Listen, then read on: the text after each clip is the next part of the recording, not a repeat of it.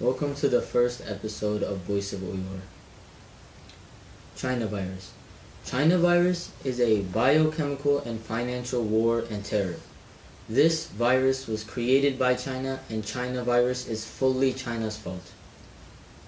China was and still is intentionally hiding the real amount of China virus cases in China. The Chinese government is not taking care of the situation in China. For example, Xi Jinping allowed Wuhan residents to leave the city without checking for the virus. China must pay for all financial damages, losses of human casualties, and bear the moral responsibility of damages caused to the world. Some people think that using the term China virus is racist. Surprisingly, even some Uyghurs say that too. How is this racist? If this is racist, then why did no one think the name of the 1918 Spanish flu was racist? If we want to talk about who is racist, we should talk about China. China is killing millions of Uyghurs and Tibetans. They are committing genocide against Uyghurs and Tibetans, and millions of Uyghurs are in concentration camps. Some Chinese are even posting things wishing that Japan had the most cases of China virus, wishing that all the Japanese died. Isn't this racist? People say we shouldn't use the term China virus. Why? China created this virus and spread it. Why shouldn't we call it China virus? Why China is a threat. Like we said in the beginning, China virus is a biochemical and financial war and terror. China wants to take over the world, and the China virus gives them the opportunity to do so. China virus is also making economies around the world fall, and this helps their plan to take over the world. China wants to be the world's #1 leading power and wants to replace the US. For example, as former National Security Advisor James Jones said, "I'm not sure that we really understand the degree to which China is strategically intent on replacing the US as the most dominant culture in the world. We cannot allow China to pass the United States as the #1 leading power, or else the world is in great danger. If we don't act on this now, in the near future, China will control 5G and technology, China will control aerospace and satellites, China will control medicine, and China will control the companies. We will get to a point where the U.S. national security is not secure."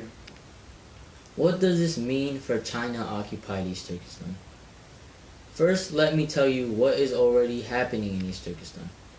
Millions of Uyghurs are locked up in concentration camps, being tortured, killed, raped. The Chinese are harvesting their organs. Uyghur women are forced to marry Chinese men. There are surveillance cameras watching every move an Uyghur makes. In general, China is trying to wipe out the Uyghur population in China-occupied East Turkestan. After the pandemic, China is transferring Uyghurs to China virus-infected cities in China to force them to do free labor. There are still millions of Uyghurs in concentration camps, and those camps are especially vulnerable to contagious disease due to how cramped it is and the lack of personal space. The Chinese authorities' reaction to the pandemic is causing hunger and panic even outside of the concentration camps. East Turkestan people were forced into staying in quarantine without preparation, so they have no access to food or medical care. For these reasons, America must stand up against China. China is not only killing Uyghurs, but also created this virus and this huge pandemic that is killing many people worldwide. You can even look at the history of China. China used to be very poor. They were so unbelievably poor that they ate their own children from how low their food supply was. They even ate the soles of their shoes and boiled their belts and drank it. It is very hard to believe what I am saying, but if you want to learn more about this, research China's history within 100 years ago. America and Europe made China rich.